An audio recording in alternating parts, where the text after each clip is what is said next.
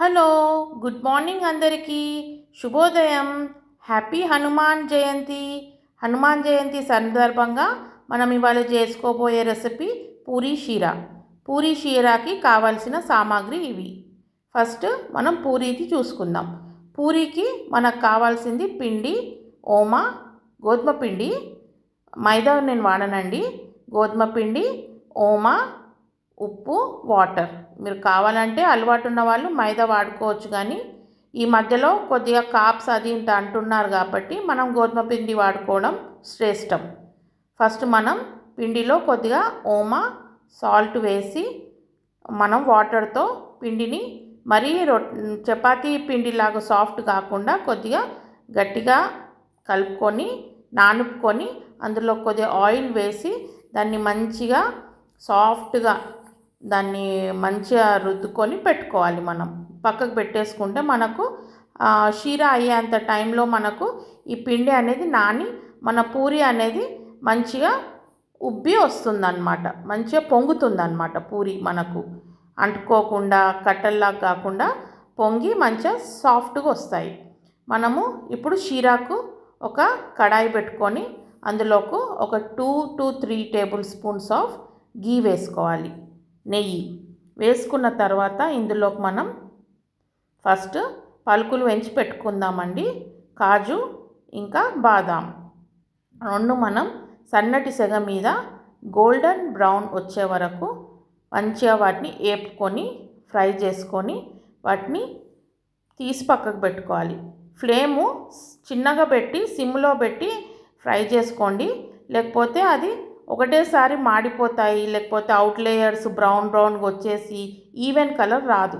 కాబట్టి సిమ్లో పెట్టి మీరు వాటిని కొద్దిగా ఓపికతో దాన్ని కొద్దిగా ఫ్రై చేస్తే అన్నీ కరెక్ట్ సేమ్ కలర్లో గోల్డెన్ బ్రౌన్ అయ్యి మనకు చూడ్డానికి కూడా అవి బాగా కనిపిస్తాయి. మీరు మంచిగా దాన్ని ఫ్రై చేసుకున్న తర్వాత ఒక ప్లేట్లోకి తీసి పెట్టేసుకొని ఇవి పక్కకు పెట్టేసుకోవాలి. ఎందుకంటే ఇవి మనం లాస్ట్లో యాడ్ చేస్తాం కాబట్టి. ముందే యాడ్ చేస్తే అవి సాఫ్ట్ అయిపోతాయి. లాస్ట్లో యాడ్ చేస్తే అవి కొద్దిగా మనకు పలుకు ఉండి కొద్దిగా క్రిస్పీగా షీరాలో మనకు షీరా అంటే హల్వా అండి. అందులో కొద్దిగా మనకు పంటికి తగులుతూ క్రిస్పీగా తగులుతూ బాగుంటాయి, టేస్ట్ మంచిగా వస్తుందన్నమాట. అయితే ఇప్పుడు ఈ ఫ్రై చేసిన గీలోనే ఇంకొద్దిగా గీ యాడ్ చేసుకొని మళ్ళీ ఇంకొక 1-2 టేబుల్ స్పూన్స్ అంత గీ యాడ్ చేసుకొని మీరు ఇందులోకి ఒక చిన్న గ్లాస్ అంతా రవ్వ మీరు వేయండి. గీలోకి వేస్తూ ఉన్నప్పుడే కలుపుకోండి. మీరు మీడియం టు లో ఫ్లేమ్లో పెట్టి ఫ్రై చేసుకున్నారంటే మీకు రవ్వ కూడా మాడకుండా బ్రౌన్గా మంచి గోల్డెన్ బ్రౌన్ కలర్గా వస్తుందన్నమాట. ఇంకోటి ఏంటంటే మీరు హై ఫ్లేమ్ పెడితే కొద్దిగా రవ్వ మాడిపోయినట్టు, కొద్దిగా రవ్వ ఫ్రై కానట్టు, కలర్ కూడా మిస్ మ్యాచ్ అయిపోయి కొద్దిగా చూడ్డానికి కూడా అంత బాగుండదు. స్మెల్ కూడా మీకు మాడు స్మెల్ వచ్చేస్తుంది. అందుకే మీరు సిమ్లో పెట్టేసి మీరు కొద్దిగా గీ వేసుకుంటూ ఫ్రై చేసుకున్నారంటే మంచిగా గోల్డెన్ బ్రౌన్ వచ్చేసి రవ్వ అనేది ఒక మధురమైన ఫ్రాగ్రెన్స్ మంచి స్మెల్ వస్తుందండి. ఆ అరోమాకే మీకు మెయిన్ హల్వాలో మనకు కావాల్సింది అరోమా, ఆ ఫ్రేగ్రెన్స్, మంచి ఫ్లేవర్స్, మనకు మంచి స్మెల్ అరోమా కావాలంటే మీరు ఈ రవ్వ ఎంచే దాని మీదే డిపెండ్ అయి ఉంటుంది. కాబట్టి మీరు సిమ్ టు మీడియం ఫ్లేమ్లో పెట్టుకొని మంచిగా ఆరాంగా గోల్డెన్ బ్రౌన్ చూసారా ఈ కలర్ వచ్చే వరకు మీరు ఫ్రై చేసుకోండి. కొద్దిగా ఓపిక తెచ్చుకొని అక్కడిక్కడ వెళ్ళకుండా ఆ రవ్వతో వెంబడే ఉండి మీరు కలుపుకున్న తర్వాత నేను 1 గ్లాస్ రవ్వకు same quantity 2.5 glass of water కొద్దిగా వేడి చేసి పక్కకు పెట్టుకున్న ఆ వాటర్ మీరు రవ్వలోకి వేయండి. వేసినప్పుడు మీకు కొద్దిగా రవ్వ అంతా లూజ్గా వాటర్ అయిపోయినట్టు అనిపిస్తుంది, కానీ మీరు ఏం భయపడవద్దండి. మీకు ఎప్పుడైతే వేసాక మీరు ఇమీడియట్గా కలుపుతూ ఉండండి. వదిలేసారంటే అది ఉండలు అయిపోయి మీకు అది సాఫ్ట్ టెక్స్చర్ అనేది రాదు. కాబట్టి మీరు దాన్ని మంచిగా కలుపుతూ ఉండాలి. మీరు వాటర్ అయిపోయిందని కంగారు పడకండి, ఎందుకంటే అది రవ్వ కాబట్టి వాటర్ని అబ్జర్వ్ చేసుకొని అది మంచిగా దాని క్వాంటిటీ అనేది డబుల్ అవుతుంది. ఎప్పుడైతే వాటర్ పోస్తారో ఈ రవ్వ అనేది గీలో ఫ్రై అయిన రవ్వ అంత వాటర్ని అబ్జర్వ్ చేసుకొని double the size of quantity అవుతుందన్నమాట. అయినాక మీరు దాన్ని మంచిగా కలుపుకోండి. మీకు కడాయికి తగలకుండా ఉండే స్టేజ్ వరకు మీరు కలుపుకున్నారంటే మీ రవ్వ మంచిగా ఫ్రై అయిపోయినట్టు. లేదంటే మీకు కడాయికి తగులుతూ ఉందంటే అది కచ్చిగా ఉన్నట్టు, ఫ్రై కానట్టు. కాబట్టి మీరు చేసుకున్నాక అది ఎప్పుడైతే కడాయి నుండి ఆ రవ్వ ఇట్లా మంచిగా అంటుకోకుండా వస్తుందో ఆ స్టేజ్లో మీరు చక్కెర వేసుకోండి, పంచదార వేసుకొని ఇమీడియట్గా కలుపుతుండండి. ఎందుకంటే మీరు కలపకపోతే ఈ స్టేజ్లో కూడా మీకు ఉండలు అయ్యే ఛాన్సెస్ ఉన్నాయి. ఉండలు అయిపోయాయంటే మళ్ళీ అవి కొద్దిగా రవ్వ గట్టిపడ్డాక మీరు దాన్ని ఏం చేయలేరు. కాబట్టి అది ఇప్పుడు వాటరీ మళ్ళీ మీరు షుగర్ వేసినప్పుడు అది కరిగి మళ్ళీ కొద్దిగా లూజ్గా అవుతుంది. ఆ లూజ్గా అయినప్పుడే మీరు ఉండలు కాకుండా మంచిగా అక్కడే నిలబడి ఓపికగా కలుపుకున్నారంటే అది మళ్ళీ లూజ్ అయిపోయి ఆ షుగర్ అనేది మొత్తము మళ్ళీ కొద్దిగా సాలిడ్ ఫామ్లోకి వస్తుంది. అప్పుడు మళ్ళీ కొద్దిగా గీ యాడ్ చేసుకోండి.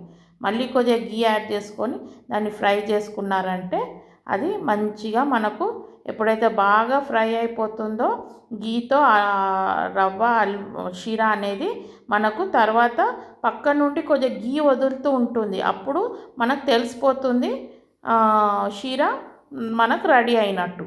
ఆ స్టేజ్లో మీరు కొద్దిగా ఇలాచీ పౌడర్ వేసుకోండి. ఒక 3 ఇలాచీలు, ఒక మీడియం సైజ్వి 3 ఇలాచీలు నేను పౌడర్ చేసి పక్కకు పెట్టుకున్నాను. ఆ ఇలాచీ పౌడర్ వేసి కలిపేసుకోండి. కలిపేసిన తర్వాత మీరు దాన్ని ఇంకా అయిపోయినట్టే. ఇది కలిపేసుకున్న తర్వాత మీరు ఎంచి పెట్టుకున్న పక్కకు డ్రై ఫ్రూట్స్ తీసుకొని అవి కూడా యాడ్ చేసేసుకోండి.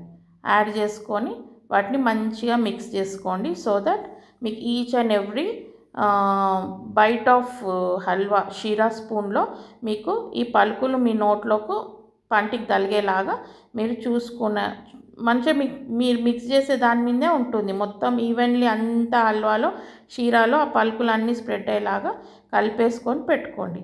పెట్టుకున్న తర్వాత అయిపోయినట్టే మీ షీరా. కొద్దిగా పక్కకు కూడా మీ కడాయిలో కొద్దిగా గీ వదులుతూ ఉంటుందండి. అప్పుడు ఆ స్టేజ్లో మీ షీరా రెడీ అయిపోయినట్టు. ఇప్పుడు మీరు చూస్తే ఇక్కడ ఇది కొద్దిగా కలర్ డార్క్ కాబట్టి మనకు కనిపించట్లేదు. అదర్వైజ్ ఆ కడాయికి కొద్దిగా గీ వదులుతున్నట్టు ఉంది. అంటే మీ హల్వా డన్.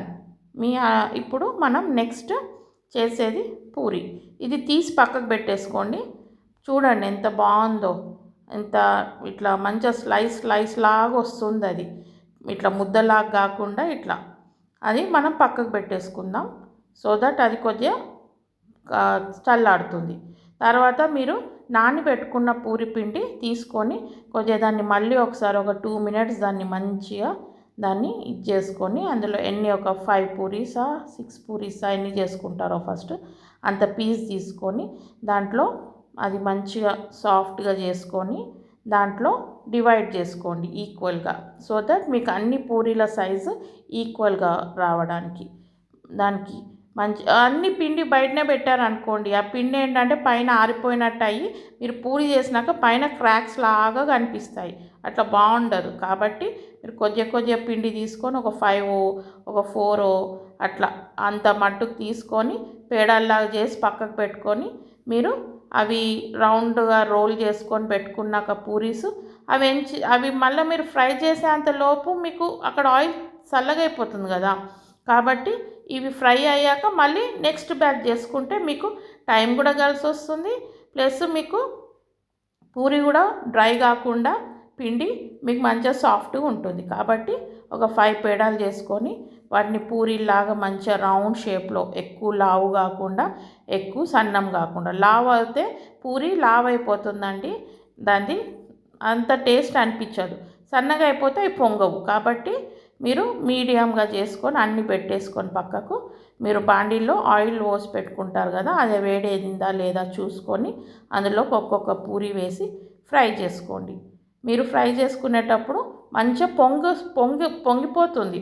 మీరు మరీ మీకు క్రిస్పీగా కావాలంటే బ్రౌన్గా చేసుకోవాలండి. కొద్దిగా గోల్డెన్ బ్రౌన్గా చేసుకోవాలి. లేదు మాకు సాఫ్ట్గా కావాలి పూరి అనుకుంటే మీరు ఇట్లా మంచిగా గోల్డెన్ బ్రౌన్కి రాగానే మీరు తీసేసుకుంటే ఇది సాఫ్ట్ ఉంటుంది.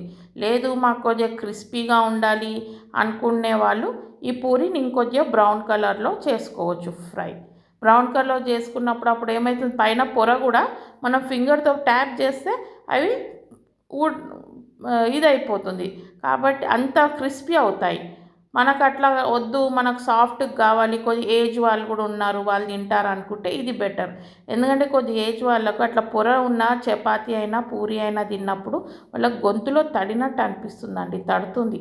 కాబట్టి బెటర్ ఆల్వేస్ ఈ సాఫ్ట్గా తింటే ఆ షీరాతో ఈ పూరి తిన్నప్పుడు ఆ ఫ్లేవర్స్ అవన్నీ మంచిగా మనకు తెలిసి మనము ఈ పూరి షీరా అనేది ఎంజాయ్ చేయగలుగుతాము. టేస్ట్ బాగుంటుంది, సాఫ్ట్గా స్వీట్గా మంచి అరోమాతో బాగుంటుంది అన్నమాట. అట్లా మీరు ఈ బ్యాచ్ అంతా ఫ్రై చేసి పెట్టేసుకొని మళ్ళీ నెక్స్ట్ బ్యాచ్ కూడా అట్లాగే ఫ్రై చేసుకొని పూరీలన్నీ చేసి పక్కకు పెట్టేసుకోవచ్చు. పెట్టేసుకున్న తర్వాత ఇవాళ హనుమాన్ జయంతి సందర్భంగా నేను పూరీ షీరా చేశానండి. సో దట్ నాకు బ్రేక్ఫాస్ట్ దేవుడికి నైవేద్యంగా పెట్టవచ్చు, ప్లస్ నాకు బ్రేక్ఫాస్ట్ రెండు కలిసి వస్తాయి అన్నట్టు అనుకొని దేవుడి దయతో అలా అనుకొని నేను పూరీ షీరా చేద్దామని చేస్తున్నా. లేదంటే మళ్ళీ ఈ దేవుడికి నార్మల్గా కూడా మేము చిన్నప్పటి నుండి అయినా హనుమంతుడికి హనుమాన్ జయంతి రోజు షీరా పూరియే ఎక్కించేవాళ్ళమండి. అందుకని అది కూడా ఒక సెంటిమెంట్గా ఉంది కాబట్టి నేను అలా ప్రిఫర్ చేశాను. అన్నీ మనం బ్యాచ్ 1 by 1 అన్నీ చేసి పెట్టుకొని ఒక 2 బ్యాచెస్ 3 బ్యాచెస్ లాగా 5 పూరీస్ చేసుకొని ఫ్రై చేసి పెట్టుకున్న తర్వాత మీరు ఒక మంచిగా దేవుడికి మనకు నైవేద్యం ఎక్కిచ్చే గిన్నెల్లోకి మనకు షీరా పూరి పెట్టేసి మనం చూడండి ఎంత షీరా కూడా కొద్దిగా చల్లగా అయిపోయింది. మరీ వేడిది కూడా దేవుడికి పెట్టకూడదు కదండి. కాబట్టి షీరా కూడా మనకు నార్మల్ రూమ్ టెంపరేచర్కి వచ్చేసింది పూరీలు అయ్యేంతలోపు. అది ఇంకా అది మనం తీసేసుకొని పూరీలు కూడా మంచిగా వేడిగా అంటే మళ్ళీ పూరీలు కూడా అంత వేడిగా ఏం లేవు కదా. ఫస్ట్ బ్యాచ్కి చేసుకునే ఒక 5 పూరీలు దేవుడికి మనం పెట్టి ఎక్కియచ్చు. సో దట్ మనకు మార్నింగ్ హడావిడి లేకుండా ప్లస్ మనకు టైంకి పూజ అయ్యే టైంకి మనకు నైవేద్యం కూడా దేవుడికి మంచిగా పెట్టుకునేది మనకు అదొక తృప్తి ఉంటుంది. కాబట్టి పూరీస్ కూడా పెట్టేసుకొని దేవుడికి నైవేద్యం ఎక్కించేసుకున్నామంటే మనకు పండుగ పని కూడా కొద్దిగా ఈజీ అయిపోతుంది. మనకు హడావిడి లేకుండా అన్ని టైంకి అయిపోయి కొద్దిగా ఆర్గనైజ్ అనిపిస్తుంది. చేసేసుకొని దేవుడికి ఎక్కించేయడమేనండి, అంతే. Thank you so much for your support. ఇంకేంటంటే happy Hanuman Jayanti once again. అందరికీ దేవుడి దీవెనలు ఉండాలని మనస్ఫూర్తిగా కోరుకుంటున్నాను. థ్యాంక్ యూ అండి. Thank you so